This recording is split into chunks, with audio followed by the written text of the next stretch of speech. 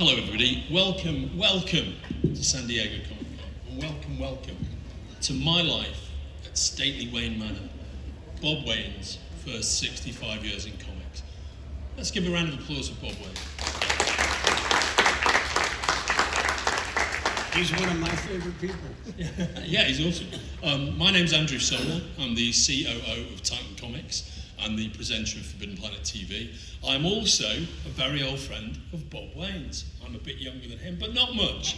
And a true story, the reason I have the job I have now is thanks to Bob Wayne, who 20 years ago, when we were co-publishing some books, when he was at DC and I was at Time Warner in the UK, we'll talk about that a bit later maybe, but it's a minor footnote in the Wayne history, but an important one nonetheless. He introduced me to the owners of Titan, who he's known for decades longer than me. And lo and behold, now I work for them, and the rest is history. But enough about me. Don't forget, you still owe me 5%. It's so true. It is so true. What can I tell you about Bob Wayne that you don't know already? He's had an amazingly interesting career, working in sales and marketing, mainly at DC Comics, but elsewhere also, and has sat through the comic book industry through decades of interesting change and progression. But the real focus of this, if you were any of those people, like I was, who spent decades coming to Comic-Con and watching Bob Wayne do his thing, as the face of DC Comics, you'd be very familiar with all of that. But we're going to take a step back before that time. We're going to take you back in a portal, in a TARDIS, if you will, to look at the history of the great man. So, Bob, how are you, mate? I'm doing good, pal. I'm doing good. So I need to say right up front, the caricature or the portrait, depending upon your point of view, on the right, is by my friend Sam Viviano, who was the longtime art director of Mad Magazine, and that was originally done for one of the many times at DC and Mad when they were like, well, maybe if we throw him a party for his 20th, he'll retire, So, but that's, that was, and you'll see it potentially again as we go through, but I need to point out that Sam Viviano did that because, he never expected I'd still be using it after all these years. I'm so happy he had a digital file to give me, So we're going to do this in kind of a loosely chronological fashion, like all the best time travel episodes. So here's an item from the 1950s. What's the significance of this, Bob? Well, by the way, not only do we have this on the screen here, Bob's literally got a printout of it as well. That's how old school Bob Wayne is. Yeah. I don't want to have to keep turning to the screen. There's probably a scroll somewhere with all of this on it too. Well, my original copy was papyrus, but the airline was like, you can't bring that flammable stuff. This was a toy bus that was because my paternal grandfather was a bus driver. And I'm from the Fort Worth area, Dallas, Fort Worth, or Fort Worth, Dallas, as we like to call it. And he drove a bus from there down to Galveston on the Gulf of Mexico, 5 days a week. And he would walk through the bus when he got to the end of each run and pick up all the comic books that anybody had left behind. And then whenever I went to visit him, he would give me all the comics, and he gave me the bus. And the bus is in better shape than the comics I got, in the 1950s from him. But, I was always trying to encourage my parents for us to go and visit with them because I knew I would have comics. It seemed like a really good reinforcement mechanism. So speaking of comics, here we have a classic issue of Adventure. This is the introduction of Red Kryptonite. And Red Kryptonite is very important to me because it's part of the first time I was almost thrown out of elementary school. Yeah, I did say first. So most of you may well have experienced like the Dick and Jane readers and stuff, and very early in the first grade, Mrs. Turner was trying to teach us what she thought to read. And so then the first question was, why is Spot running? And nobody says anything. I raise my hand and I suggest it's red kryptonite. And she comes in and just kind of picks me up in the back of my shirt, walks me out of the room, down the corridor, and sits me on a bench outside the principal's office. And I'm just like, oh no, if this doesn't work out, I have to go to parochial school. And so they call my mother, and I was riding a bus to school. I did not know that my mother knew how to find the school. And I'm just like, oh no, I'll be here forever. But my mother showed up, she met with the principal. My mother chastised the principal saying, he already knows how to read. You don't need to teach him how to read. He has an imagination. Because my mother, having read comics to me before I could read, was already quite familiar with the effects of red kryptonite. So my mother said that don't take his imagination away from him. I really appreciated that. So there we go. Here's some classic Superman, the two faces of Superman. This was the first comic book I bought with my own money. And so I remember it very fondly. I was heavily influenced by watching the Superman TV show, which was in syndication at that time. But that's the first one. That's in 1960 in the spring, I think. Love it. And now we have this. Now we have the comic book that I wanted at that point and could never find. I could not find the Secret Origins giant issue, and I am convinced that the ID wholesaler in my neighborhood did not even put it on the racks. I did not find that comic until the first time I went to a New York Comic-Con, and that was where I bought it. But this is my favorite comic. When DC was closing the New York offices, they were going through flat files, apparently that no one had gone through for years. And they found cover flats from this issue that were, because it was like almost like a card stock. And somebody came to me and was like, isn't this your favorite comic? And I'm like, yes. Would you like one of these cover proofs? Yes, I would. So that, I have a cover, an actual original cover from this framed in my house. And it's beautiful. I've seen it and it's lovely. Oh, some more red kryptonite. Some more red kryptonite, always a pleasure. This also came up, and the first time I met Stan Lee, and I was with Stan in a bar with other people, and Stan was like, what's the first Marvel comic people read? And, people were going various things, and I said, oh, the Strange Tales issue where the Human Torch meets Paste Pot Pete. And Stan is like, oh, I'm sorry. Can I buy you a drink? And how long was it until you read another one? I said, I went right back to giant red ants crawling up buildings, Stan.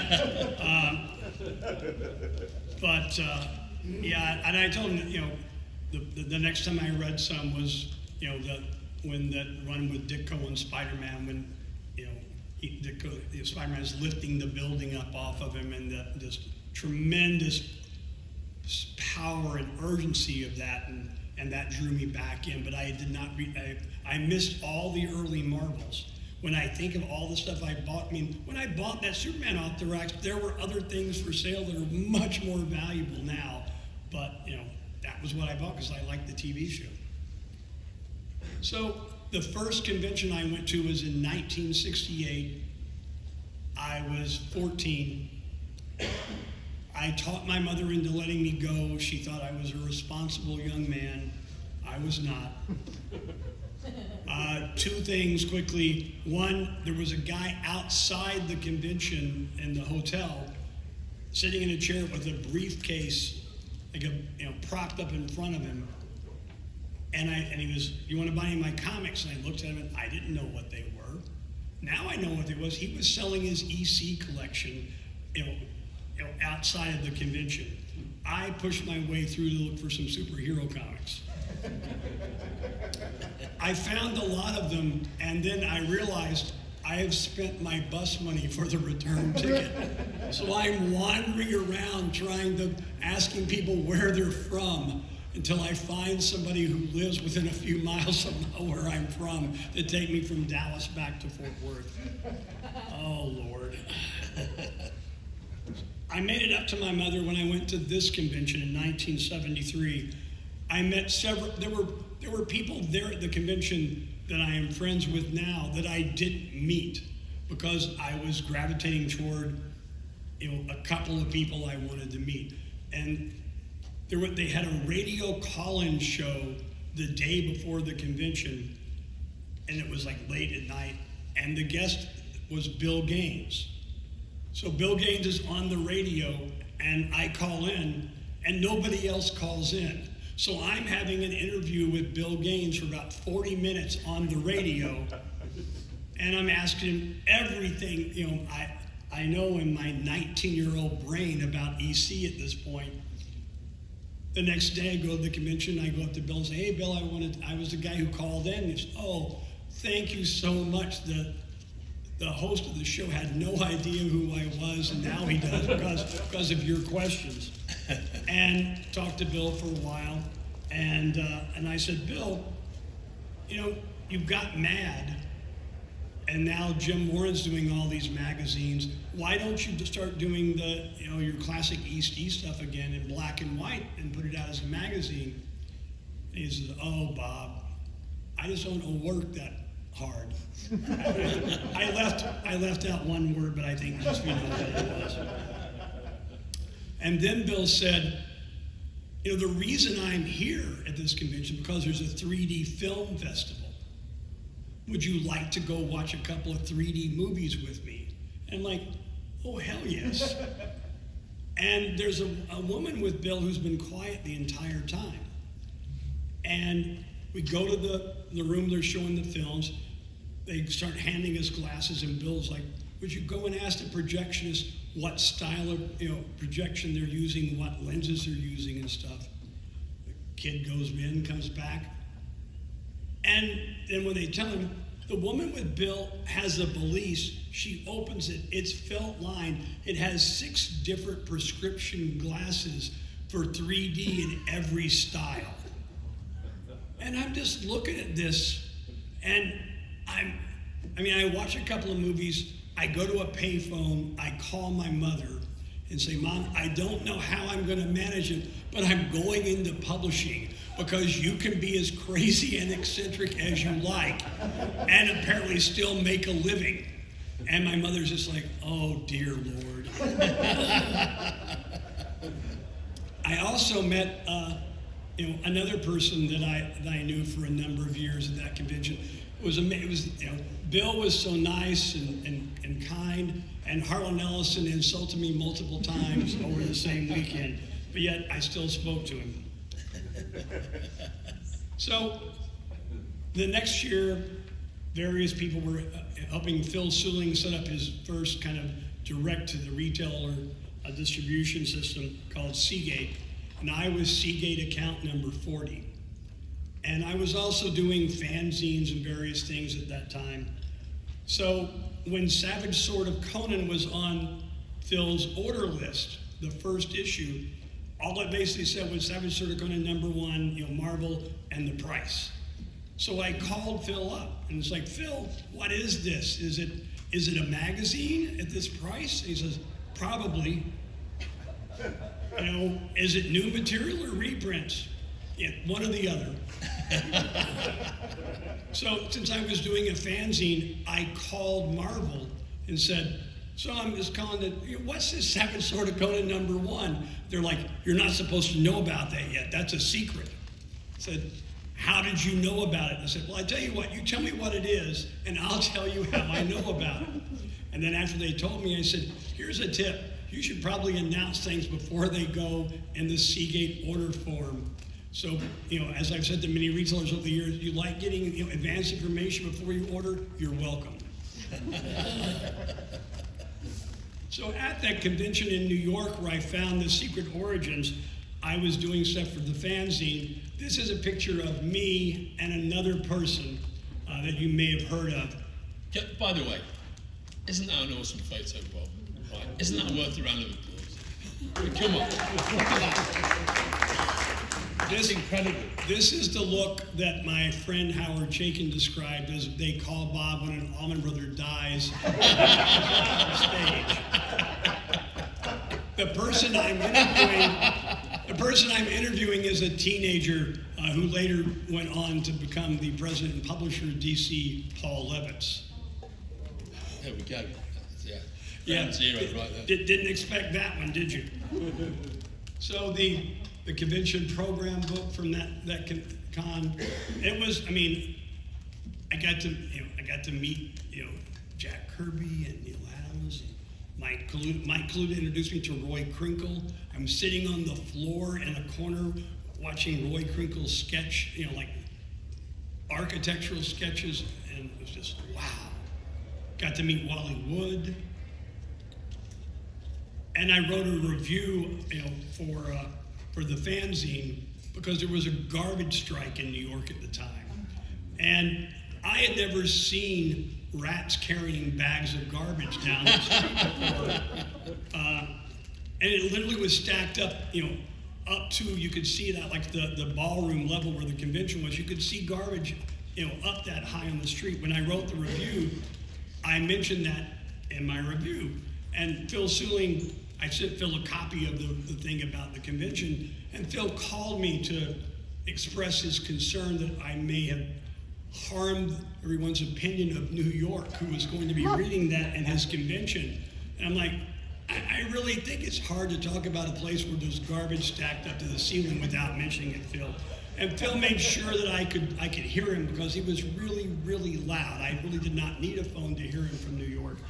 But anyway, so this is a strange convention I went to in Tulsa, Oklahoma, that has a lot of significance for me. The most important part probably is that it was in a Holiday Inn that had like a big glass box for an exhibition hall. And sirens went off, and we looked out through the big glass thing, and there's a tornado heading right toward us, and that's why the sirens are going off. And then you look outside, and there's a child like this big running around in a diaper and a t-shirt, running around, heading outside. So a few braver souls than I am go and drive this kid back in. And as they bring him back in, no, let me go. I want to go to Oz. I want to go to Oz. And that kid grew up to be Harry Knowles, who founded Ain't It Cool News. So at that convention, because it was in Tulsa, Archie Goodwin was kind of the guest of honor. And I had talked to Archie before, but I had not met Archie. And Archie basically, oh, well, you want to meet the guys? I'm like, sure. So I ended up going to dinner with Archie and his friends, going bowling with Archie and his friends. My friend Kat Conrad and I had breakfast with Archie and his friends. So it was the two of us as fans with Archie Goodwin, Al Williamson, Bruce Jones, and Bernie Wrightson. It's a pretty good lineup for a day. And a tornado. So in a horrible decision-making process, my friend Louis Shiner and I, who were doing the fanzine stuff, decided we would put on a convention. We did this one time because this is the first time I actually learned quickly from my mistakes. I never will do that again. And I've held true to that for a number of years. But it was a pretty good guest list because we had Roy Thomas, Mike Friedrich, a lot of guys. But that's the color guides to the issue of Scary Tales, where I had my first professional sale, and I wanted to prove I could do that. And this is I'm still a kid, literally. This is one of the covers of the fanzine that we did, the Yogi the Barbarian. That was my joke in Lou's art. Obviously, the Wayne Comics group was inflicted on somebody from someone else's trade dress, but that ran for several years. The main benefit to it was that it was a good calling card for people to know who we were. then I opened up retail stores besides selling at conventions. This is me with a wall of comics I wish I still had. Oh yeah, here we go. And I had a lot of signings at my stores, and I had Sergio come in for one of the early grooves, and Sergio charmed, everyone I knew. He stayed at my house, and I am still friendly with Sergio to this day. Here we go, Bob. Wildcards. Wildcards. This is from the Titan version of Wildcards, which was done under license. But that piece of art's all by Brian Bolland. I am actually a contributor to George R.R. Martin's Wildcards books. I know you're starting to wonder if I'm lying about all of this, but I'm really not.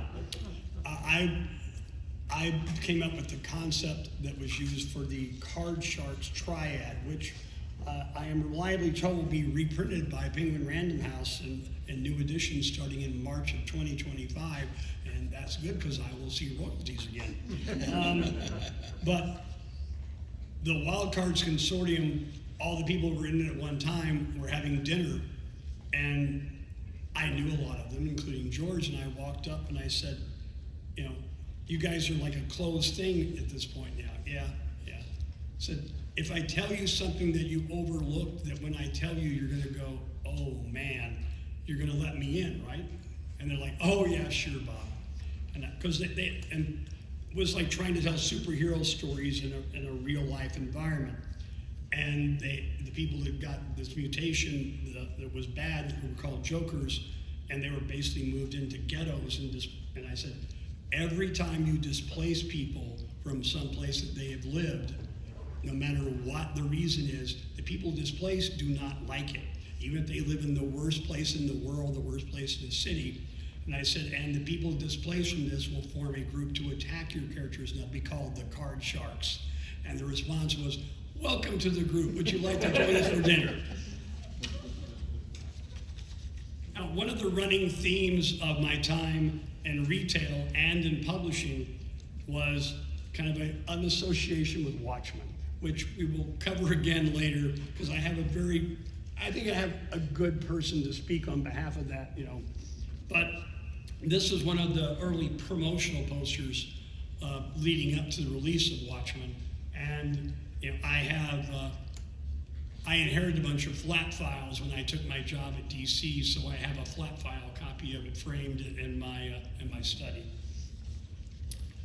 Oddly enough, this is a rarely seen piece of art. When I was a retailer and there was a trade show component to this convention, Marvel had a booth and they had made up all these cover mock-ups of various retailers. And apparently the Marvel salespeople that were in charge of the booth didn't know I had taken a job at DC. And so when I walked up and reminded someone about this, they like, would you like it? Because it's not going to be on the booth. Yes, I'll take that.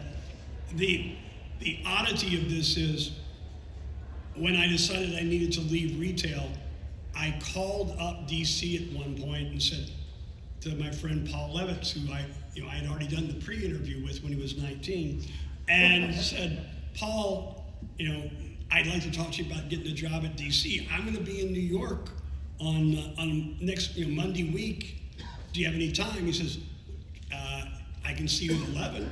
I said, great, I'll be there at 11. Then I called Carol Kalish at Marvel Comics, who was the head of sales at Marvel, and I said, Carol, I'm going to be in New York. Can we get together for lunch around 1 o'clock on Monday week? And she said, oh yeah, Bob, that'll be great. Then I called DC editorial people I knew and said, I'm going to be in New York.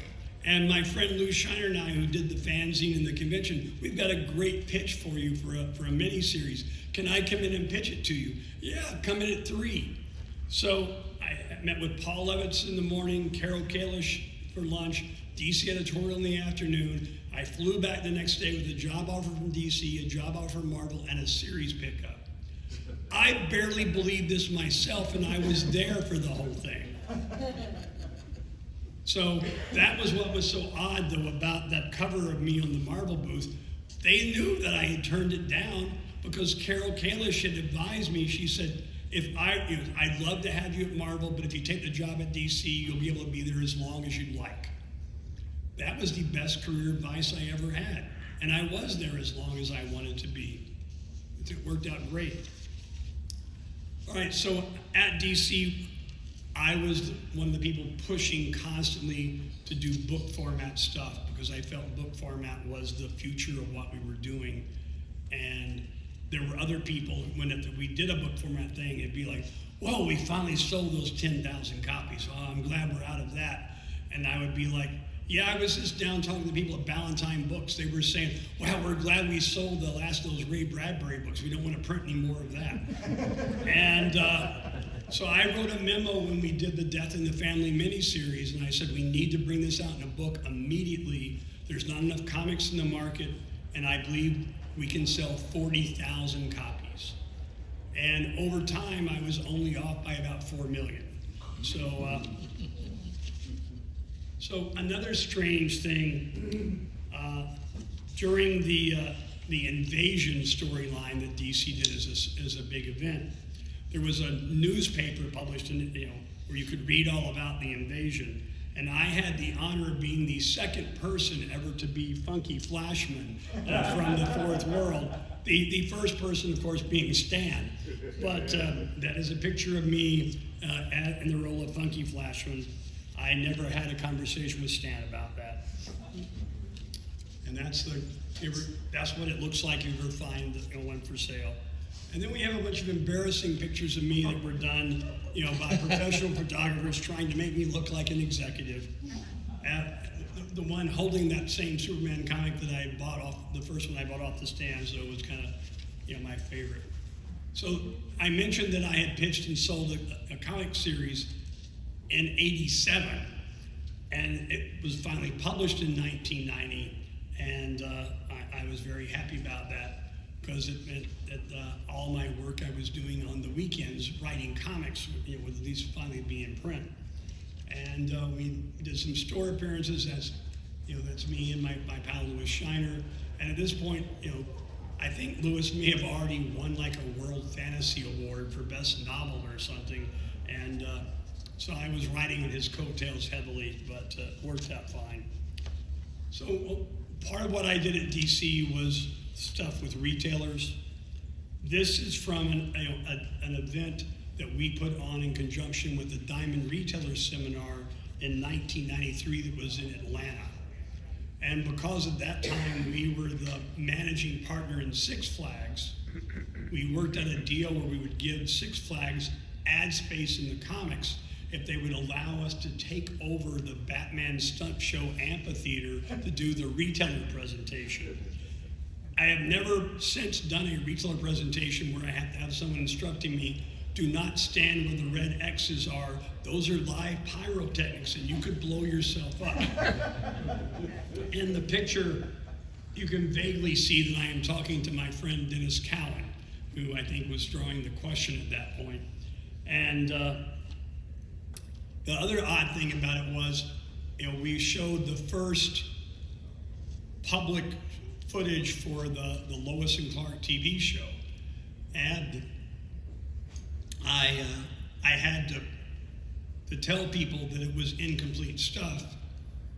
And this is going to be more difficult than I thought. Carl Barks was a guest at this event, and Carl Barks was in the front row of my audience of retailers when I'm talking this. Bill, probably remembers some of this particular time. That's William Schanes famously from Diamond at the back there. Hey, Bill. And but Carl Barks decides he's going to do everything and goes out to Six Flags and is sitting in the front row of the audience. And I make a big thing about how when they see this footage, not to be concerned because Siegel and Schuster's name would be on the finished show. And I made a thing about it's important for us to know who did stuff. And Carl Barks is just nodding the entire time. As the most famous unknown artist ever in comics, because the way Disney had the pretense that Walt Disney did all of their comics, and but once you figured out that there was one guy doing stuff that was the good duck artist, and he thanked me for saying that stuff about it was important to know who brought us these stories. So on the 50th anniversary year, I was a featured guest here entirely because of the responsibility I had for introducing large booths to this event. This will be what I am remembered for, and whatever eulogy has happens for me, or in a program book note when I pass away, it will be the big booths. I upset a lot of people. There actually were other publishers and exhibitors in the convention who felt it was my responsibility to tell them in advance that I was going to have a big booth so they wouldn't look bad by having just tables. And I really got so tired of laughing when people were making this complaint to me, I actually hurt myself. Internally at DC and other places, this was called Wayne's World. This was a publication that was done for DC freelancers, and it's also a picture of me on there. And other people who were involved in this process, thought that I was trying to take all the credit for it, and I'm not. There were designers and there were accountants who kept annoying me, and there were people, reading all the contracts and stuff. But I mean, the people that did the booth with us, some of those guys worked with us for years. I mean, Fletcher Fong, took over doing a lot of that work on the booth. He's right back over there. And the same crew worked with us for years and years, after that. I still hear from some of them. I'm sure you do as well. So one of the odder things, when Mad, after Bill passed away, Mad, had to have some place to sit in the Warner Empire, and it moved over in with DC. And I tried to do things to help raise Mad's profile at the convention. And what we did one year was we worked with the convention to make banners, Mad banners that could be around the city and stuff. And lucky for me, in issue 400, which is a great issue of Mad, in the middle of the letters page, there's that circular thing with a photo of the banners, and it's attributed to the Bob Wayne Photography Studio. Because of that, I became part of the usual gang of idiots. And when there were group emails going out to all the other idiots, I was on the group emails. And no one at MAD knew how to do a blind copy, so you had everyone's email address. So I mean, it's like, Al Jaffe, Jack Davis, Sergio Aragon, everyone, and it's just like, I'm an idiot. This really, what a wonderful way for my spending that whole day in the 70s talking with Bill and going to 3D movies, and I get to be in the magazine. Another thing that I was part of, Dennis Kitchen, who was at one time the publisher of Will Eisner's Spirit stuff, was also Will's agent, called, I was in Paul Levitz's office for a meeting. Dennis called. I think she's trying to tell us we're running out of time. No, we're okay, we're good. Okay.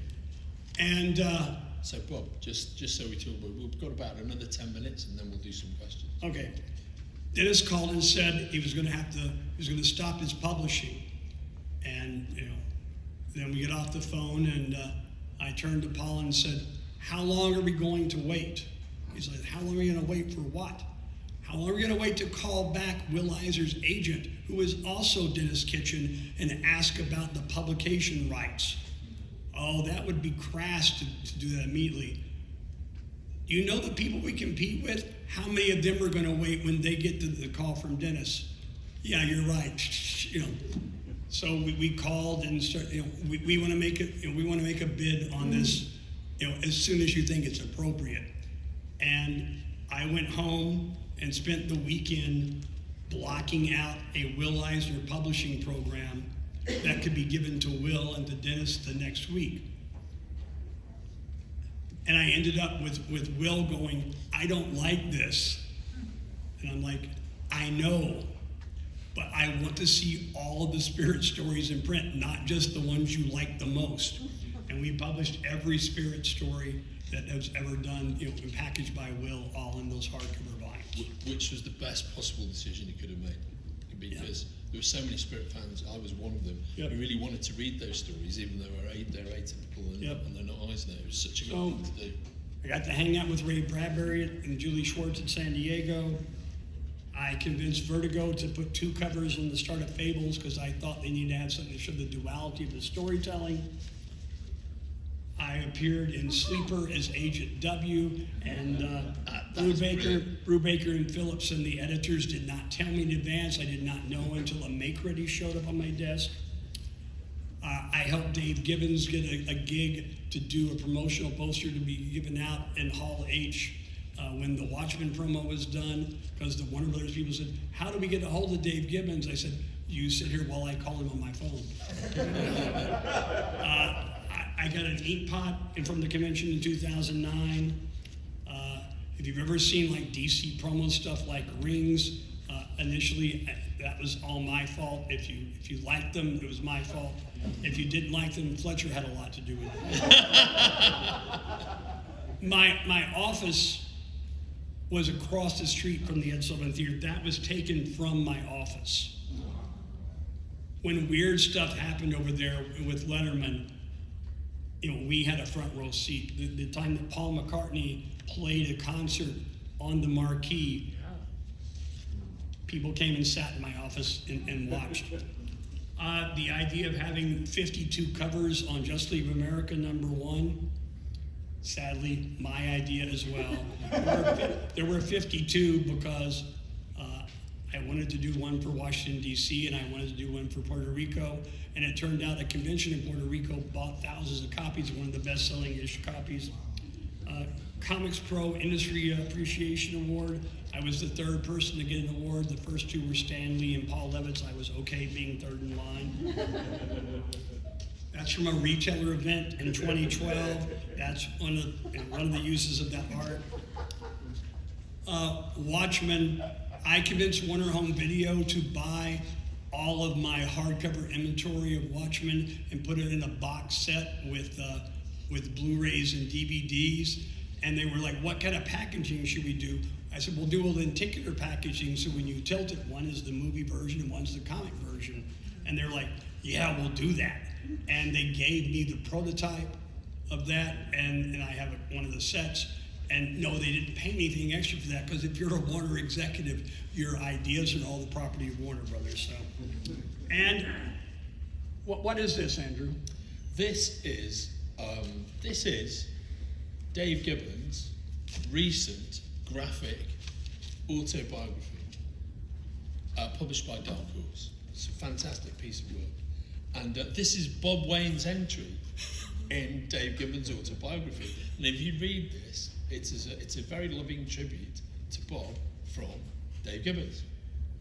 And it also talks about the fact that Dave and I have a running gag bit that we've been doing for over 20 years at conventions in the US and in the UK.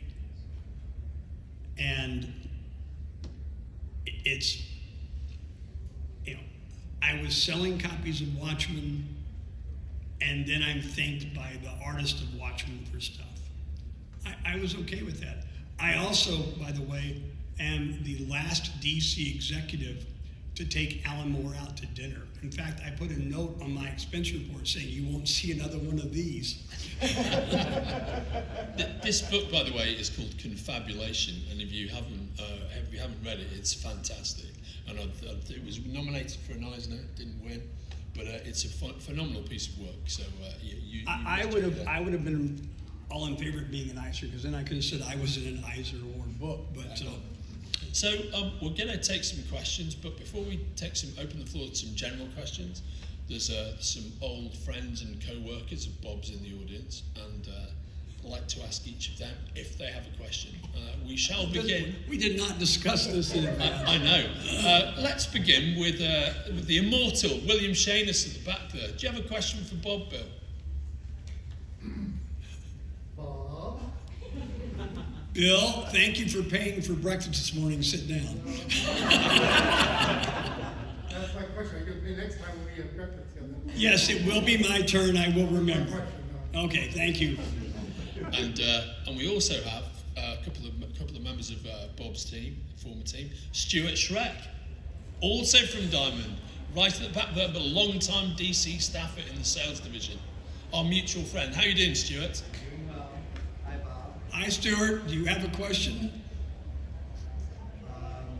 Bob, how would you call for me in the offices? And the question is, how would Bob call for Stuart Shreck in the DC offices? Well, I believe what Stuart is saying, if there was something that Stuart had been responsible for, where I was particularly wanting to get his attention to discuss it with him, I would just go, Stuart! Is that the answer you were expecting? Thank you. Thank you, mate. And the one and only, long-time DC events director, Mr. Fletcher Fong, our mutual pal. How you doing, Fletch?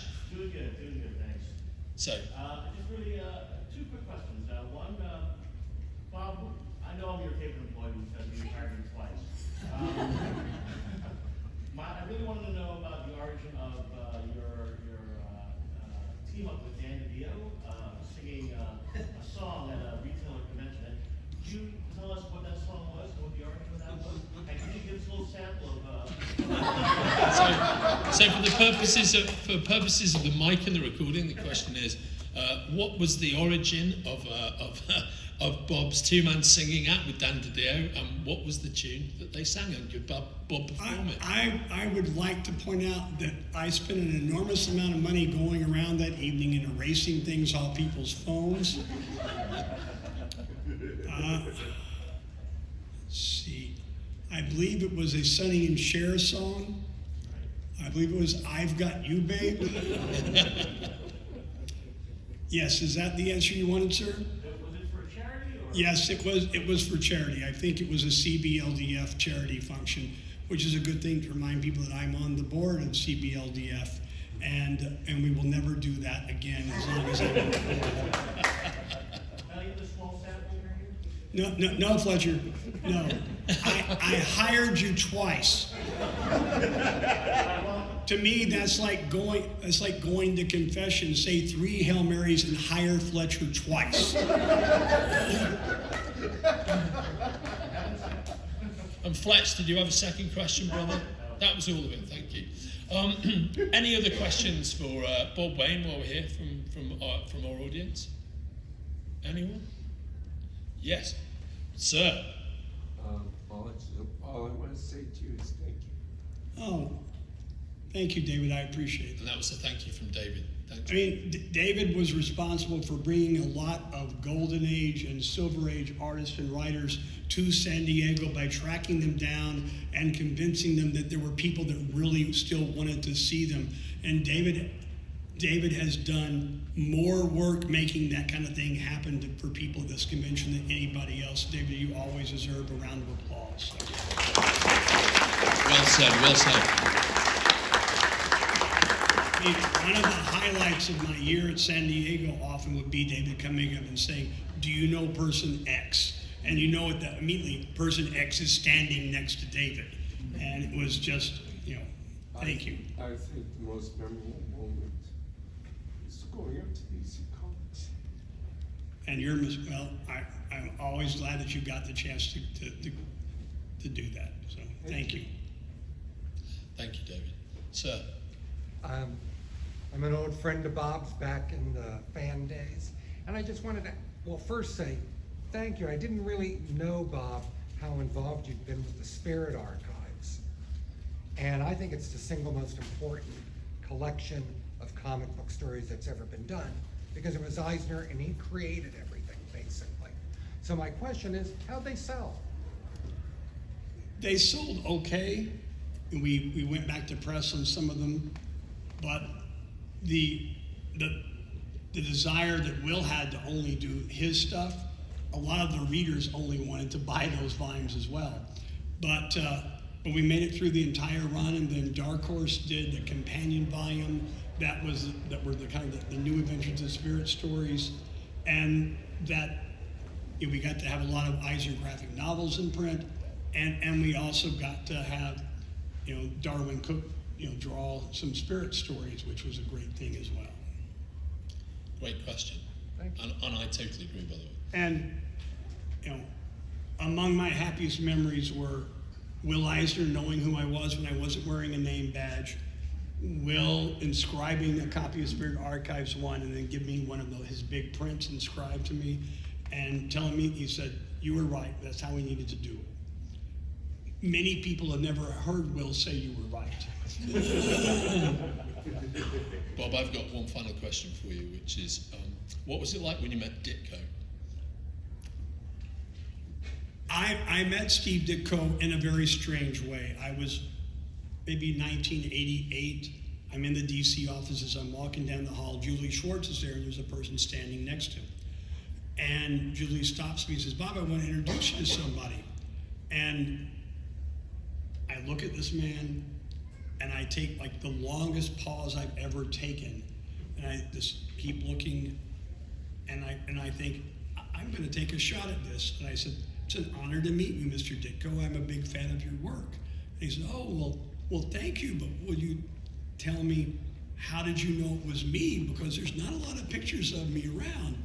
I said, "Well, sir, I knew when I first met Gil Kane that Gil used himself as a model, and all of his male lead characters were Gil Kane."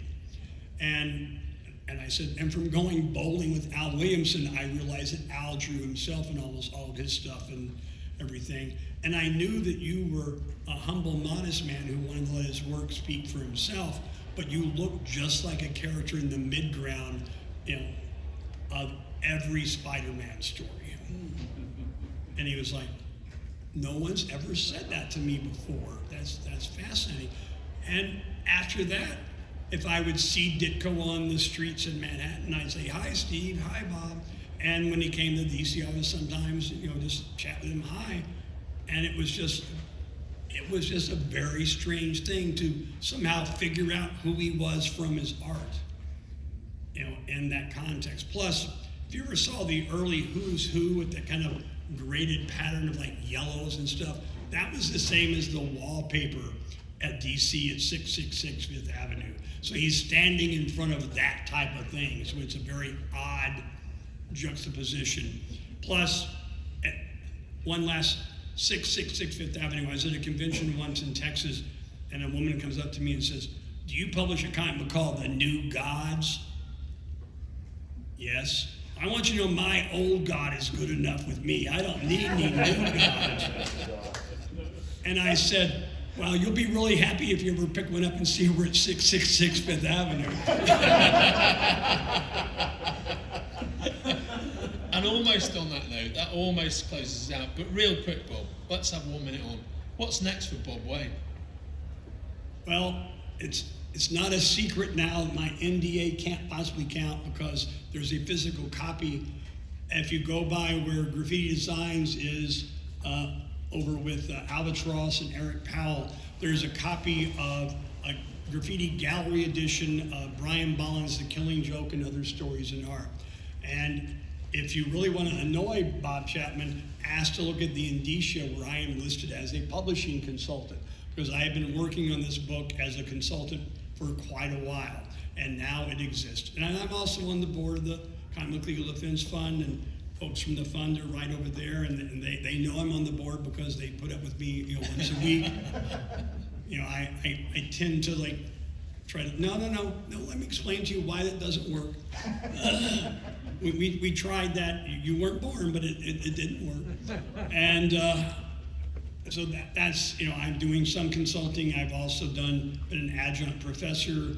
I did a semester of that teaching, comics history and culture, and talking about Bill Gaines and Simon and Kirby and stuff. And I think I come around on rotation on that again in 2025. It's the college I dropped out of, which is kind of funny, and they still haven't come back for me for my student debt, so I'm really in the clear, because I was afraid they would garnish my paycheck, and I'd have to be teaching forever, to pay a student debt, because being an adjunct professor, if you've ever considered it, if you're driving to a campus, you're going to spend more in gas than you're going to make. Thanks so much, Bob. Thank you for sharing those tales of your life and career. Before we do our final round of applause, I just want to say, could we please give a round of applause to our wonderful Comic-Con volunteers? This is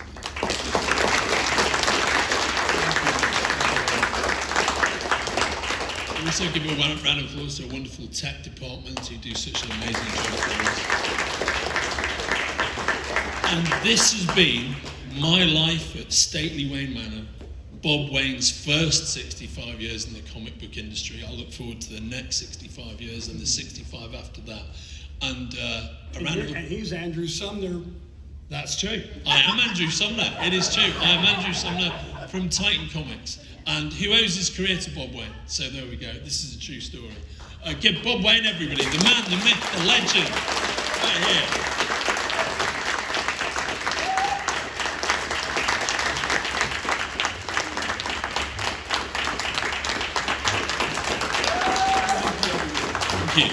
If you're enjoying watching Forbidden Planet TV and you're enjoying watching us talk to the world's most interesting and accomplished filmmakers, authors, artists, musicians, creators, subscribe right here. See you soon.